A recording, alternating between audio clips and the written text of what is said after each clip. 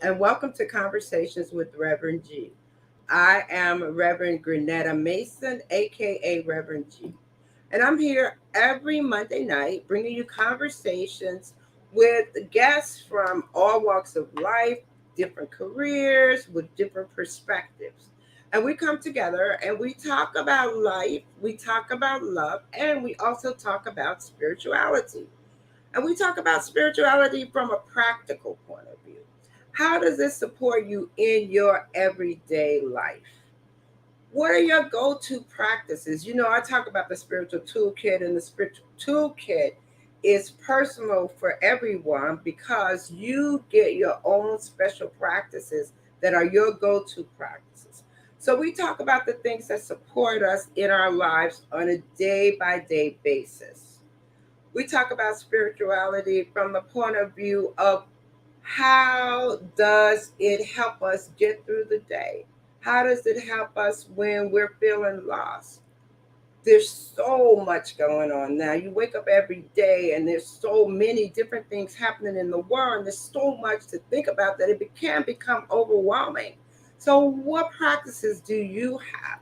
And we share in hopes that we can share something with you that will support you and living your best life and living your best life with grace and ease. That's what I'm all about. And I'd like to support you in that. You can find me every day on Facebook with daily inspirations as Reverend Grenetta Mason, and I'm also on Instagram as Rev Grenetta. So tonight I'm excited to have a special guest, a friend from a long, long time ago, David Kaplan. He's a director, he's a writer, and he's a teacher, and I'm sure he's so many more things. Welcome, David. Thank you, Grenetta. How are you? I'm very happy to see your face. Are, are you going to spill the story as to how long we've known each other? No, Or you can tell a story. I'm gonna let you tell a story. So here's what I was thinking about. It was like when I reached out to you, I was really excited, to have you on the show. And I actually have bought one of your books prior to that, right? So it's interesting. We've known each other a really long time. You can tell the story, um, but how we stay connected, and in some ways with people that we meet, we definitely stay connected. So it first give people a background or a little synopsis of who you are, and then you can talk about how we know each other. I'm a theater director, and I direct plays around the world. I'm lucky enough to fake my way through a couple of languages. And so I've directed in Russian, I've directed in Cantonese, I've directed in Spanish, and I have directed um, classical plays, modern plays, and it came as a shock to me that I had been doing this since college for 49 years. You stumbled on that 49, right? And um, I'm working this year as a director. I'm staging a production of Tennessee Williams' The Rose Tattoo in St. Louis in a circus tent with live animals and Wow. accordion Mhm. and guitar and trumpet and aerialists. And I curate a Tennessee Williams Theater Festival in Provincetown, Massachusetts, which is this September. Uh, I had a book come out last year, which is a cross-cultural theater history book called Shakespeare, Shamans, and Showbiz. Um, and I write, I teach, and I direct. So what I just thought of is 49 years, right? What has kept you motivated in doing these shows? And I know you're a big Tennessee Williams fan because I saw that you've done a lot of his work. What Two has helped things. you? Yeah, okay. Two things. Hmm. Theater is the art of human relationships. Mm. If musicians and composers work with sound, and painters work with color and shape, and sculptors work with color and shape and space. The medium in the theater, and particularly for a director, is relationships between people. And that's not just between the actors, that's the relationship between the collaborative team, but even more importantly, the relationship between the audience and the artists. And working internationally has given me a sense of how people around the world, whether it's in Ghana or in South Africa or in Russia or in Mongolia, share certain basic relationships between themselves and the group, between themselves and those they love, between themselves and their parents, between themselves and their siblings. And that continuity from culture to culture has been not just meaningful but inspiring to me.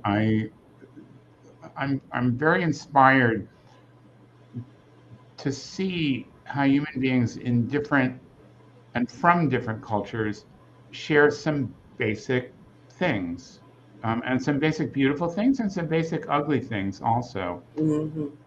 As to Tennessee Williams, all Tennessee Williams wrote over 90 plays, 90, big and small, 90, and they're still finding stuff in manuscript, so 90 plus. And all of it, every play, Glass Menagerie, Streetcar Named Desire, Cat on a Hot Tin Roof, The Rose Tattoo, Night of the Iguana, the ones you haven't heard of, all of them boil down to one thing, all of it. And what that one thing is that the summer doesn't last very long. Mm. and and neither does beauty, Right. and neither does love. Mm-hmm. And because of that, because they don't last very long, Mm-hmm. there's a moral imperative to remember them Mm-hmm. and to talk about them and to write plays about them, Mm-hmm. and in the performance of the play to revive them. That his first book of poetry, Tennessee Williams' first book of poetry, was called In the Winter of Cities. And the point was to remember the heat and passion and beauty of the summer in the winter of cities. Mm-hmm. And that's why in all of his plays, there's always an image of something that's very fragile that we know is going to break, whether it's a glass animal or a match that's lit that we know is going to go out, or fireworks. But for the moment that it's beautiful and glorious, our hearts are uplifted, even though we know it's not going to last forever. And in fact, because it's not going to last forever, it takes on more importance. That reminds me of living in the moment and enjoying each moment, right? Always. And being present to each moment, right? But I Yes. like that, right? The summer doesn't last, right? And that memory Mm-hmm. can bring the past, to remember something can bring the past into the present. I find as I get older that my memory is more sensual, that my memory is, I remember smells, I remember sound, I Mm-hmm. remember physical feelings, Mm-hmm. and they are present with me. They're not something in a mist or something that happened so far away. They're very immediate to me. And I think that's part of living in the present also. Yep. So yeah, that was number one. It's really I thought it was very impressive to see all of the different plays that you've worked on, and in all of the different places, like over all the states, right? And Yeah, so many I've I've had plays in 40 out of 50 states. And right. I've been lucky. I've been lucky. I've been lucky to have these opportunities. People come to me. This idea for doing a rose tattoo in a circus tent. This was not my idea. This was the producer's idea. Carrie Hauk from St. Louis knew my work, had seen several things that I directed, both in New Orleans and also in Provincetown, and said to me, "You want to do a rose tattoo in a circus tent with live animals and live music?" And the answer is yes, yes. There is no other answer. Right. And Exactly. so I'm lucky, in that way. I was flying home from Uzbekistan, which is in Central Asia, and I had been directing a production of King Lear. And the guy sitting next to me on the plane recognized me from a television interview in Uzbekistan and said, "I'm the head of the Peace Corps of a certain division in Ghana, in Uzbekistan, and you should work in Ghana." And I was like, "Why should I work in Ghana?" And he said, "Because I did my field work in Ghana, and we were in the north of the country, and one day a truck showed up, and they unpacked the stage, and they started dancing, and an audience gathered, and the actors danced with the audience for an hour until there was a big enough audience, and then they put on a play." And I went, "A play?" And he went, "Yeah, a play, like Romeo and Juliet, a play." And then when it was over, they danced with the audience for another hour. And so what really sold me on this, Gren, was that the actors came and danced with the audience for an hour. We talk about human relationships. Right. We're going to get up and then danced after the play. So that's just because someone sat on a plane and suggested it to me. So I find if I'm open to these things, they come to me. They just that's just being open to what's next, and also being able to take the chance, risk it. Say yes. Oh yeah. Right. I Um, got off a train in Mongolia with a little piece of paper and my little suitcase to go find someone for a job that didn't happen for another year. wow. And I went to the wrong place. At that time, they probably won't see this, so I'm safe. At that time, this was in 1995. There were two classical ballet companies in the capital city of Mongolia. Two classical ballet companies in Mongolia, and they hated each other. And Wow. I didn't know that there were two of them. And on my little piece of paper, it said ballet theater. And so I was directed to the wrong one. Well, So, there's an adventure of getting off the train and going to the wrong place and then finding out where the place you're supposed to be is.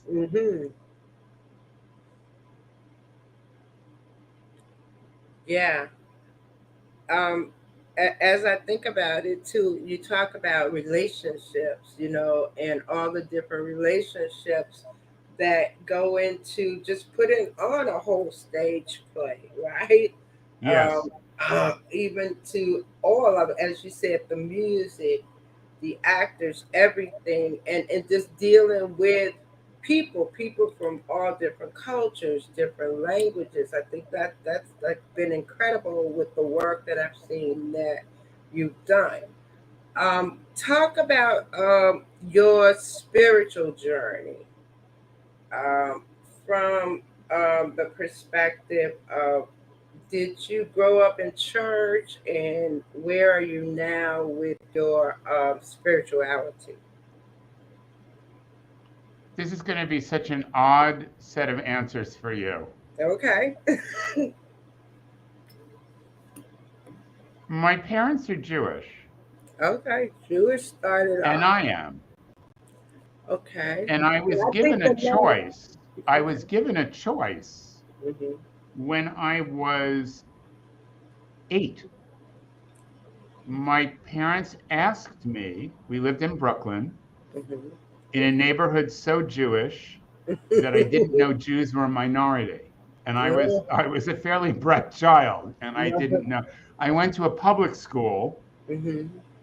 and I believe the principal of the public school was a rabbi. That's how Jewish this neighborhood was. Hmm. But I was given a choice of whether I wanted to go to Hebrew school or not. I was not told I had to. It was explained I could if I wanted to, and I chose to do it. Then when my parents moved to New Jersey, my father was a stockbroker, it was more of an expected thing. And I continued to do that. I had a bar mitzvah. I went to Hebrew high school, which was again after school lessons on Hebrew ethics, on Jewish ethics, and on the Bible, and on cultural things. Like many secular Jews, my parents did not keep kosher. I do not. One of my brothers does. And that's his choice. And I find in Judaism a core set of values for me, which again come down to do to other people what you would like done to yourself. And the great Rabbi Hillel was asked to sum up Judaism while standing on one foot, and that's what he said. And the other thing that is a central part of Judaism that I think has kept me in a certain path is the importance of books, the importance of the written word. Jews sometimes refer to themselves as the people of the book. If you drop a Bible in Judaism, you're supposed to kiss it if it touches the ground. There's a sacredness about the meaning of words, and they can be studied. Words can be studied to unlock power. Words can be studied to reflect meaning about God, about yourself, about the world. And that, I think, has been translated as I've lived my life into other ways. When I was at Clark University, which is where we met, someone gave me, a guy named Jefferson Lubay, gave me a collection of haiku, which are short Japanese poems, which were collected by a haiku editor named R.H. Blythe, B-L-Y-T-H, Reginald Blythe. And that book changed my life. And learning about haiku changed the way I thought about art, changed the way I thought about living, changed the way I thought about reading. And I used the precepts of that in my directing, in what I teach. And one of the basic precepts is that a haiku, which is 3 lines, Blythe says, is like a finger pointing to the moon. That the poem is like a finger pointing to the moon. If we're looking too much at the finger, we're not looking at the moon. And I think that that's what you want to do as an artist. You want to point to the moon. You don't want to point to yourself. You don't want people lingering on your finger. You want people. You're directing. I'm a director. You're directing attention to the moon. Look at the moon. And the other thing, there are many things I got from R.H. Blythe, and that collection of haiku. The other thing is that haiku began as a 5-line poem. Okay. And then they decided they didn't need the last 2 lines, that the poem was better if it was completed by the reader and not by the poet. Okay. And that was another idea for me about how to construct an artwork and how to create a theatrical performance. that the meaning of it was completed by the audience. And that could be in many ways. And another thing which I really believe in, and you know me a long time, you know I believed in this before I read this book about haiku. Mhm. But he quotes someone who says there are many kinds of laughter, but the best is the laughter of enlightenment. And that's what we mean when we say someone gets a joke. Mhm. When you get a joke, you understand it, Mhm.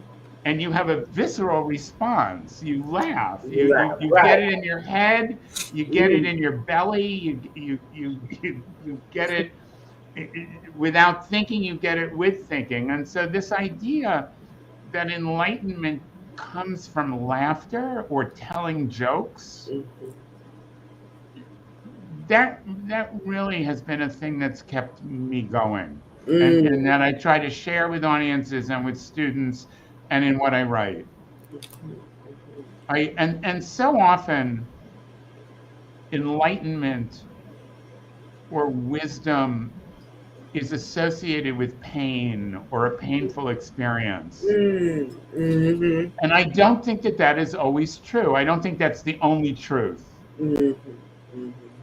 I think that there's something else which is much more life affirming Mhm. and which is joyous.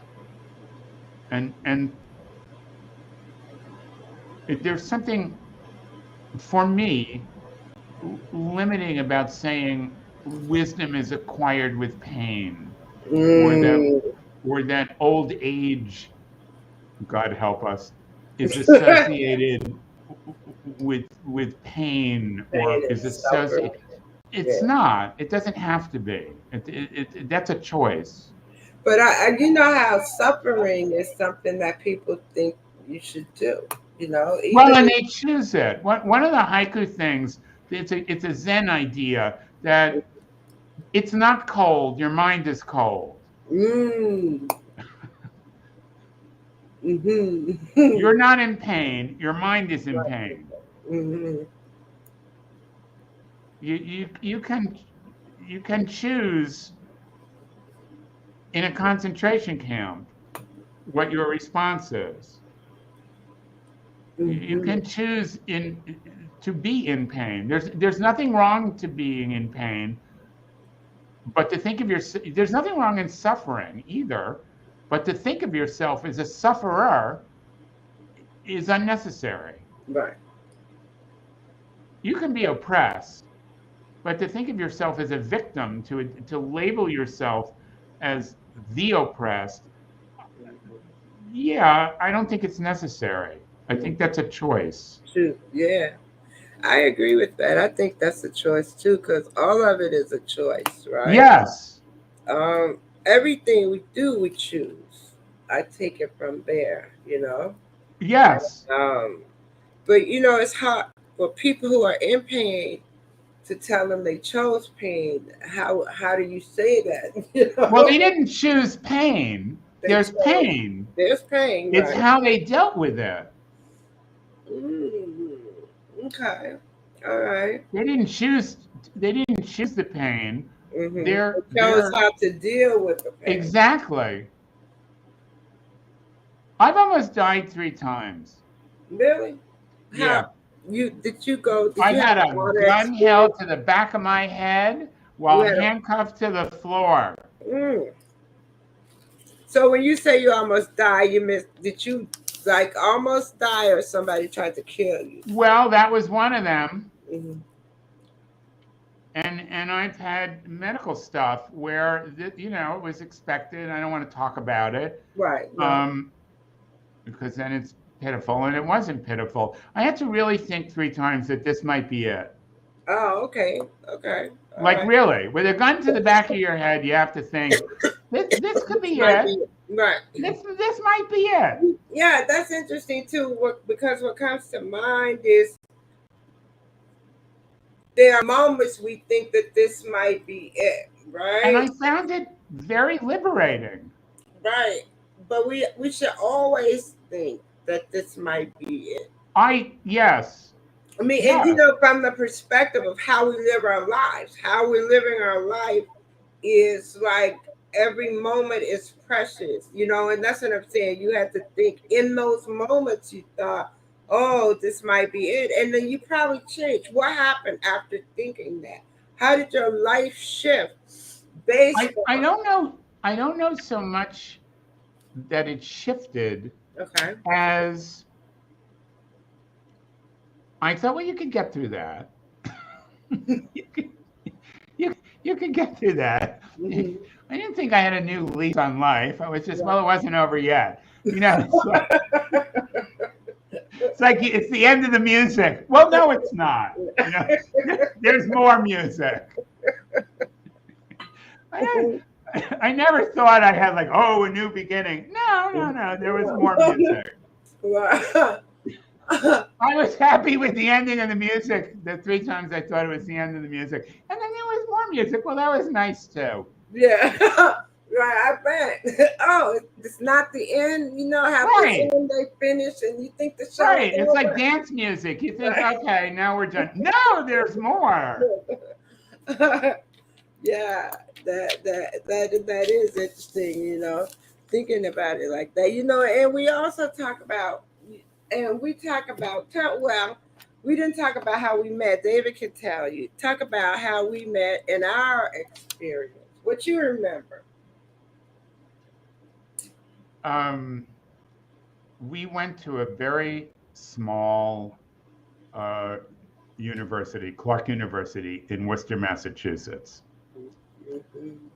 And there were at that time 1,300, less than 1,300, I believe, undergraduates. And half of it was the freshman class. And I came in as a transfer sophomore. So those were my friends because I hadn't bonded with the people in the sophomore class. And so I bonded with the new people there. And this was a school that was a boutique school for shrinks, and also it was the center of Piaget studies in the United States, and it's where people that were interested in becoming psychiatrists and psychologists went. We, of course, did not do that. It also it also had a sideline. It was one of the best geography schools in the world. It was one of the best places to study geography. We didn't do that either. We didn't do that either. The thing that the school was famous for, we didn't do those things. And the other thing about the school was you want to go to class, go to class. You don't want to go to class, don't go to class. You want to flunk out, flunk out. We don't care. We got your money. We don't call We're your not your parents. mother. Remember how they didn't send grades home? They never called Yeah. their parents. They was just like, yo, if you want your parents to know anything, you tell them, right? Right. I love it. My father called the dean. My father said he didn't believe me. He was like, there's really no requirements? No, there were no requirements. You really don't have to take. No. My father was like, he can graduate from college without taking a math class? Uh-huh. So, and predictably, half of the freshman class left because they couldn't take that freedom. And those of us who stayed understood that freedom was a great opportunity. And so if you graduated, you understood how to seize opportunities. And one of the opportunities there was to create theater of our own, because they did not have a developed theater department. There were 11 colleges in Worcester, Massachusetts when we were in school there. And the Big Deal Theater School was Holy Cross. Clark had some great professors and it had some nice facilities, but it did not have a robust theater department. And so that provided great opportunities for us to write plays, to direct, to form different theater companies, and we did. And we did. And that was really how we met. Um, I had been doing suddenly last summer Oh, wow. a Tennessee Williams play Mhm. in Don't Vomit Oh, in the right. fall of 1973. Yeah. And someone who became a dear friend, Joanne, Mm-hmm. um, played the nun and really brought um, a wonderful quality to the role. And her mother came and helped sew costumes. And Granetta was Joanne's roommate, and so that's how we met. And then when I did Anything Goes, Yeah. the Cole Porter musical, Granetta was, of course, one of the angels. Of course, Of right. course, of My course, the type, first stage production. My first exact stage. typecast as an angel. Um, and that's how we met, and we continued to be friends. There was a group of Black girls The who, Big Five. yes, the Big Five, and there were two Jewish guys, me and my friend Scott, Yeah. and we hung out together. Yeah. We ate in the cafeteria together. We told jokes together. We Mm-hmm. did theater together, Yeah. and we really enjoyed each other's company. Mm. And I should add, this was the early and mid 70s. And so the Black chicks would come to lunch with their hair in curlers or done up so you couldn't see it. And then there would be the reveal at dinner, whether it was an afro, whether it was straightened, whether it was a 1940s do, whether it was curly. And this was, I had, for Brooklyn Jews, this was high exotica, at least for me. Some And there were so few of us there, though. Too Yes, few. Like 10. yes, yes, In our class, when you came, there were only 10 of us, right? But there were a group of upperclassmen who were there, and there was a difference between how they um, integrated in Clark. They were yes, really, and related. yeah, Absolutely. We yeah, were very lucky. We not only did we like each other, we socialized and we made theater together. exactly. Right. And theater brought us together, Yes, as one of the things, because there was room to be isolated, because we had the Black Student Union that was one thing, and then so we had to find our way to integrate into. I said Clark was like at that time like 87, 90% Jewish. It felt like. yes, yeah, probably. Yeah, at that point, that and so being able to just be a part of everything. And remember, Oh, we did the student where we brought all the artists. Larry started bringing in different artists for yes, student affairs board, right? yep. I'll tell you two great Clark stories. Okay.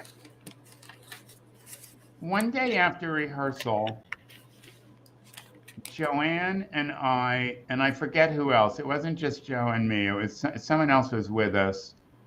We're passing by Little Center, which was where we were performing, and it was also a student center. And we heard gospel music coming from it.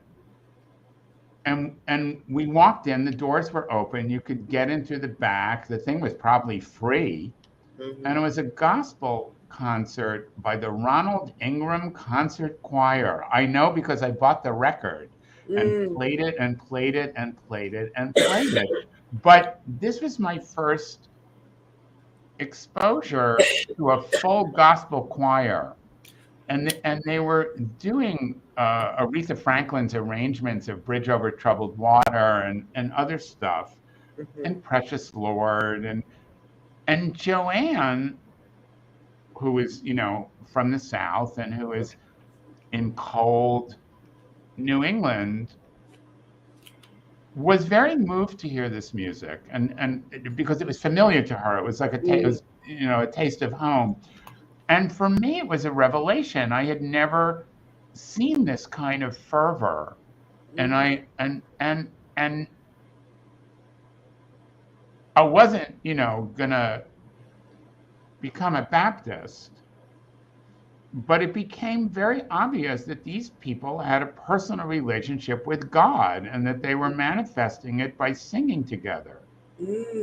And that was a really profound thing. And I have since seen fabulous gospel choirs in Birmingham, Alabama, and the same thing. I ain't going to get up and join the Baptist church, but I am moved to a spirituality by sharing in not just the spirit, but the physical sound of that many people singing. Really, that's another life-changing moment for me, was hearing this choir. And the other thing, Joanne decided to add to the nun, that to calm down the troubled woman she was taking care of in the play, that she would sing, "Sometimes I Feel Like a Motherless Child." And in 1993, in 1993, remember this was in 1973, so in 1993, 20 years later, when I staged the play in Russia, I had the person playing the nun sing "Sometimes I Feel Like a Motherless Child." Wow. And, for the Russians, this was also an exposure to a spirituality from another cultural source that they could respect. So that's how we knew each other. I'd love to hear your take on it. It's the same. I knew you through Joanne, and she was into theater from the beginning. And we would go to her. We went to her show. I remember suddenly last summer when you said it, it was like, whoa, it jogged that memory because that was the beginning. And then she encouraged us to come to be in Anything Goes, right? Yep. And that was when we met and we started hanging out and rehearsing. And I just remember having such a great time and enjoying being a part of the production. And I can look back, I have some pictures of us, Donna and Renee. We were the angels, right? Yes, And you Renee, were. yes. Imagine that 19, that was so long ago. Oh my goodness. But even as you said, how we created our own theater things, because I remember we put together a whole senior thing with for Color Girls. We used parts of that. We were singing. Yep. We did this whole stage production. There was So an there, Ed Bullins play. There was a Black Theater Workshop, which I helped found. yeah, And they did A Son Come Home by Ed Bullins. yeah. So We there were was, we were lucky to go to a school that in every way believed in education rather than training. We weren't being trained in theater. We were being educated. We weren't being trained in what we did. We were being educated. And the hope, and I know that this is true for you. I mean, look at where you are now and what you do, that this sense of educating yourself and the freedom to educate yourself would keep you going for the rest of your life. right, exactly. And I was thinking about, as a teacher, you're a a teacher. You teach actors. What is your? For 20 years, from 1980 to 2000, Mhm. I had my own studio to teach actors, Oh, okay, okay. and most of them professional. Hmm. I often had actors who were acting in shows at night, or who were in television shows that were coming for craft. In the same way, my idea was that ballet dancers, even at the professional level, still take class, and Mm. that these were craft classes that where you could Mhm. exercise your craft and do things that you couldn't do in the commercial um, theater, that your job was your job and that required a certain skill set, but that you wanted to work in other ways. And so, and very often theater companies or combinations of people would grow out of the class. The biggest example of that is Tony and Tina's Wedding, which began when a student of mine, Nancy Casaro, was invited to 5 different weddings and had an idea and realized how innately theatrical the whole thing was. Mm-hmm. And so, and everyone kept asking her at these 5 different weddings, when are you going to get married? And so she got married hundreds of times. She did. Tony and Mm-hmm. Tina's Wedding. Um, so I did that for 20 years. And then I couldn't stand to hear myself say those words again. Mm. And so I wrote a book called 5 Approaches to Acting, which is a college textbook. Okay. And I was lucky. It's used at McGill. I don't know who uses it still. I don't follow that stuff. Mm-hmm. Although I still get money from it, so someone Mm-hmm. must be using it. Somebody's. I know it was used at McGill, and that Mm-hmm. made me very happy. And it was translated into Italian, and so Mm. it was used in acting schools in Italy. Wow. Um, and but I couldn't stand to hear myself say those words anymore, and that is So why you I wrote the just put book. it in a book. Let me ask you. So I know COVID is like 3 years now. I just can't Yeah, think oy, of yeah, it's going right. It's on. the It's going time on. of timelessness. Exactly. What? How have you dealt and been able to cope with this last? Let's say I'm gonna say 3 to 3 years. And what First, supported you and has gotten you through? Pre and now. first, I love my husband, Hmm. and we like spending time together. And we have now been together for 26 years. Wow, wow, I know that's a long time. So, and his name is Jerry Stacy, and he's a delight. Hmm. Jerry. And because I travel so much for work, it was a luxury to spend so much time together. Mm. A luxury and a real pleasure. And we were in Provincetown, which is a fishing village in at the tip of Cape Cod. And so we didn't go back to New York. Mm. We stayed by the water. Mm. And we went back a little bit, but we mostly weathered it out in Provincetown. And it was beautiful to be that. We lived on the beach. The house Mhm. was right on the beach. You walked down to the beach right onto the beach on sand. Mhm. And we watched movies and had dinners together at the house that we were in. And we had a small pot of people. We had dinner and a movie. Mhm. Um, and being that close to nature and also not being surrounded by the fire alarms and the ambulance sounds in Manhattan, Hmm. but listening to the waves. Mm. Mhm. And it's a small community, so it's not, I don't want to say as dangerous as being in New York with that many people, but there's not that many opportunities to get sick Mm. because there's less people. Mhm. So psychologically we felt safer. So Paper. physically being being able to see the moon, just that, Mhm. being Yeah. able to see the sunrise, Mhm. Mhm. being able to go out onto the beach with the dog, being able to have dinner every night if we wanted to, or breakfast every day, spending time with each other. And we like each other, and it was nice to know, oh, we like each other. And Mm. you've been in a long relationship. It's Right. reassuring when you still like each other when you're facing. Right. Exactly. Yeah, and that's different than loving each other. You like each other. You like each Right. other's company. It's a completely they're related, but they're separate. So Mhm. that's the Yeah. first thing. And the second thing is I had a list of if I ever had time, I would. So I said if I ever had time, I would go back to reading Chinese.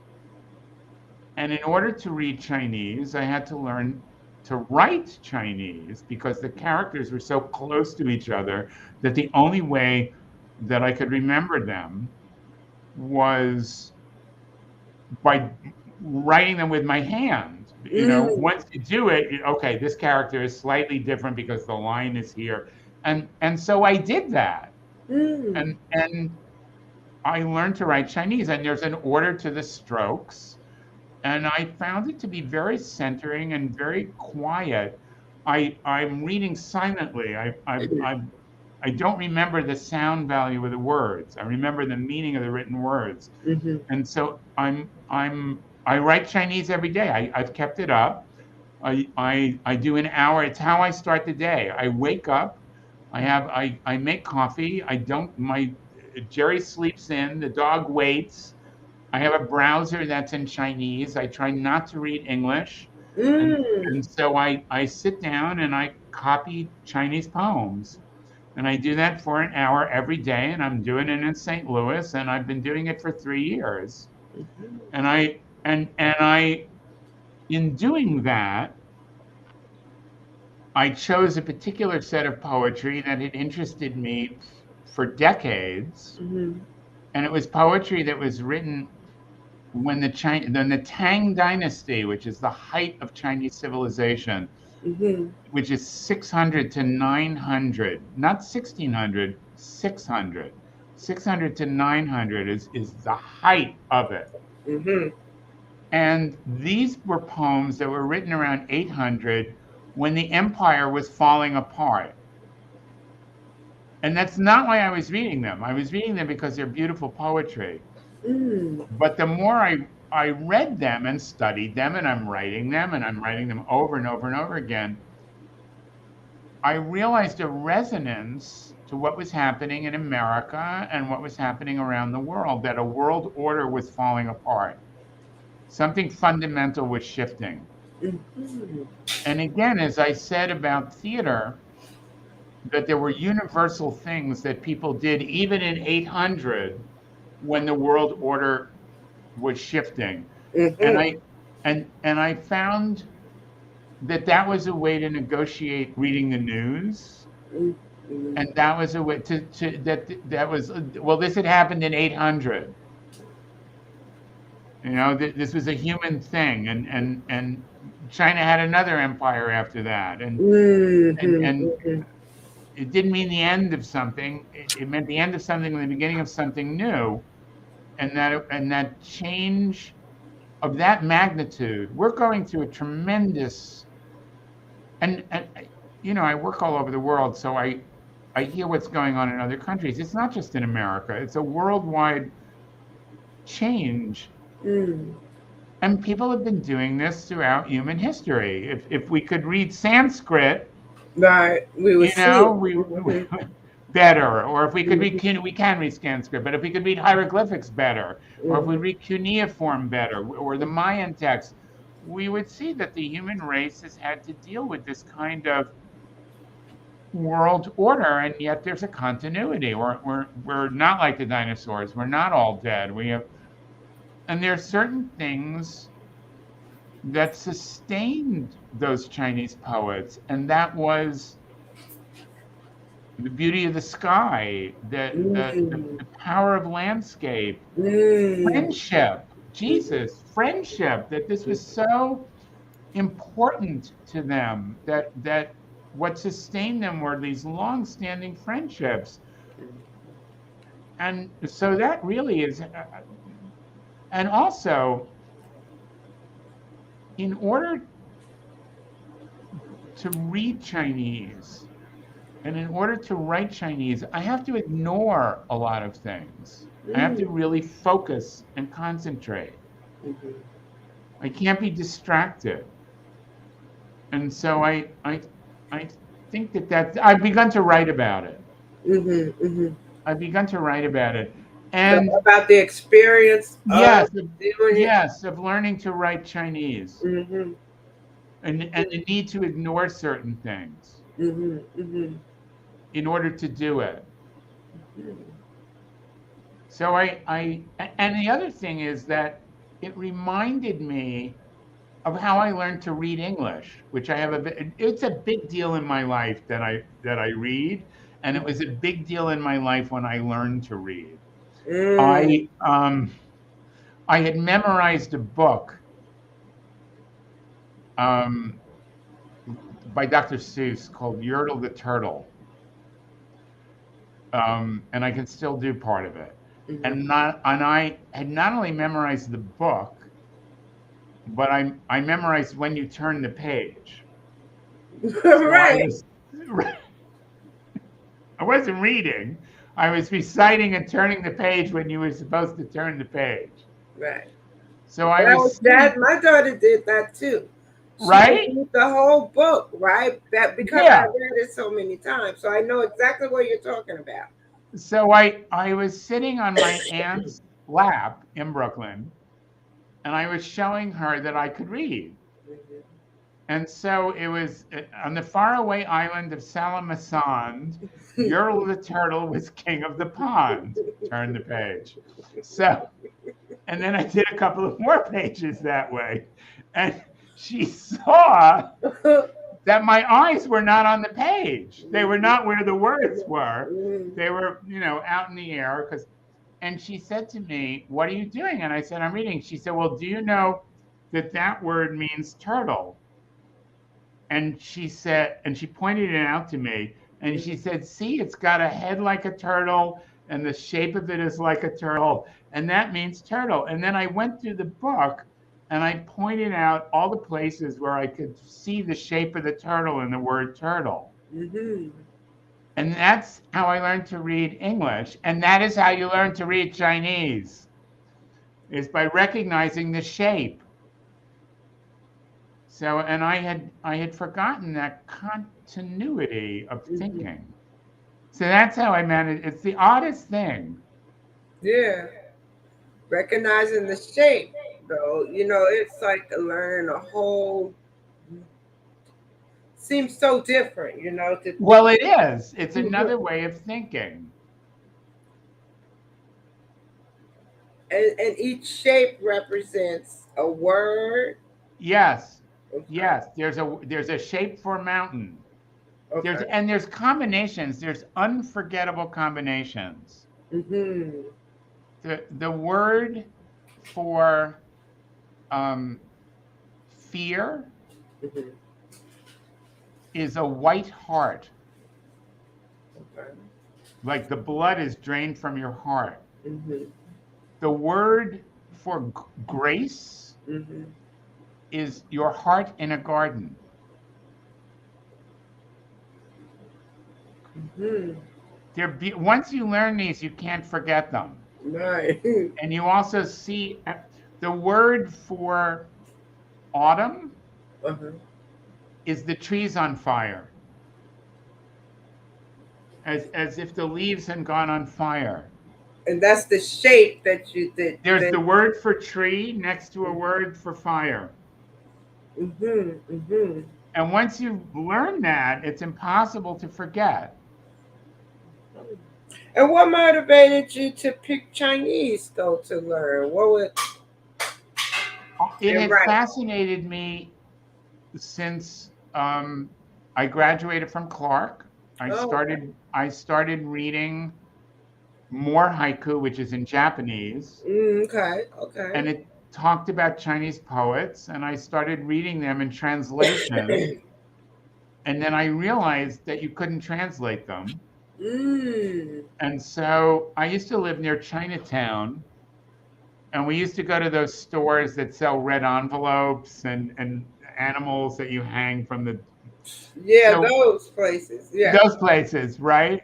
Mm. There's still a couple of them that still exist, but I lived in Soho and in Tribeca, and we were right next to Chinatown, so we used to go all the time.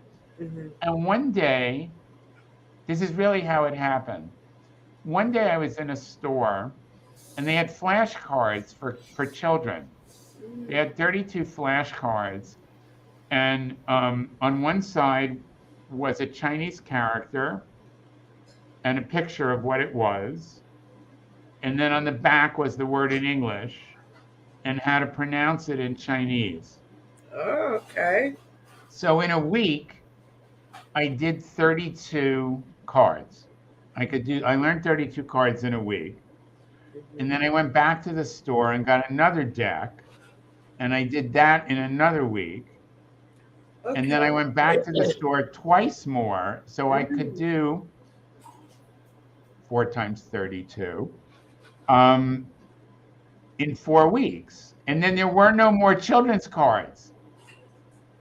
So I asked a friend of mine, I said, if they have flashcards for children, they must have flashcards for adults. And he said, yes, there's a box and there's 800 flashcards or 900 Whoa. flashcards. Mm-hmm. And if you can read those, you can fake your way through a newspaper. And so I did it. I That ordered the box. 800. There was a communist Chinese bookstore in the village, and I went there and bought the box. They had all these Mao Zedong posters and copies of the Little Red Book, but they Mm. also had this box of cards. And I got the box of cards, and I did it for a year Mm. until I could do the 900. It was like a game I played with friends. I was Oh, like, wow. test me on this, or let's do That this sounds together. interesting because And now I I would want do to it go. in Now I want to go and elevators. look at the shapes now. I'm Yes, interested. Just to and I would see. do it in elevators, and I would do it in the subway whenever I had free time. Mm-hmm. So that's how I got it. And Mm-hmm. then I hired a tutor Okay. to come to the house twice a week. Mm-hmm. And because I had been doing this for over a year, I was a pretty advanced student. And again, I lived next to Chinatown, and my dry cleaner in Soho was Chinese from Beijing, and they wouldn't speak. Once they found out I was doing this, they They wouldn't speak spoke to you. English to me. They would Mm-hmm. force me to pick up my clothes in Chinese. I would go to restaurants where they would hand me the Chinese only menu, and they would Mm. say, "We in Chinese, we don't speak English here." And they would force me to do it. And I got over my embarrassment about doing it wrong. I can't do this anymore because I don't have the practicum. But that's how I learned it, and that's why it entered again. I was being open to it. No, that sounds very interesting. I never thought to look at learning Chinese. But now I want to look at just the shapes and the words, right? Based on that, just It's not to like experience learning a Western language. You're thinking a different way. a whole different way. Well, it looks like it's 9 o'clock already, right? And we have been here for 1 hour.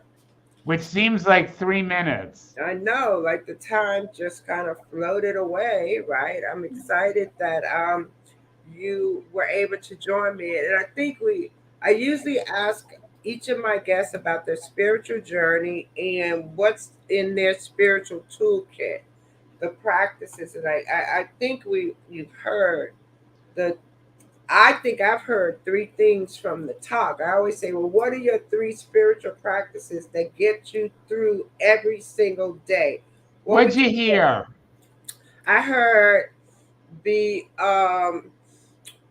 get your Jewish roots, the basis of what you learned, right? And Yes, staying in that place and treating people as you would have them treat you. I heard that, right? yes, I heard the Chinese thing right now is a morning thing that you do that centers you. It reminded me of thinking of people who do any kind of art or anything where you're focused and you're centered, right? yep, As is that, and the other thing I heard was the readings. You do the reading, you like the written word, so reading. And I was gonna is another. Those were the three things that I heard that that are your spiritual practices, that are your go-to things. Is that right? I'll agree. Granetta was always a great listener. Granetta was a great listener. That is Granetta's great strength. Besides having a joyous soul. Grenetta's great and enjoying life. Grenetta's great strength, even at the very young age when we met, was At a listening. very young age, so many years Very. ago, right? Well, I am excited that you were able to join me, and we will definitely be in touch as we have over the years. Because as we talked, I was like, "Oh, I remember that," or "I remember that." You know, sometimes it's like it's been so long, though. Wow. But I'm excited that you are still doing the things that you love and out there making a difference in theater. So Thank thank you. you. Thank you for inviting me. It was a pleasure to hang out with you. Yeah, you too. And I'll definitely be in touch. When you're back in the city, we'll have to go to dinner or something. Yes. Because I Yes, have a please. picture when we had that reunion, how many years ago? When you came over, remember Oh, when I we had love the that. that was some time. Yep. Yeah. But anyway, thank you. I'll be in touch. Have a good evening. Ciao. Bye. Thank you for joining me tonight on Conversations with Reverend G. And I'm here every Monday night from 8 p.m. to 9 p.m. WEMS Radio Live. I hope you have a great, great week. And remember to enjoy each moment and live your life every day as if it's your last day, right? Find that time to really enjoy each moment. You can find me every day on Facebook as Reverend Grenetta Mason with inspirational messages. I'm also on Instagram as Rev Grenetta. It's great being here with you every Monday night, and I look forward to seeing you again next week right here. WEMS Radio Live. Have a great, great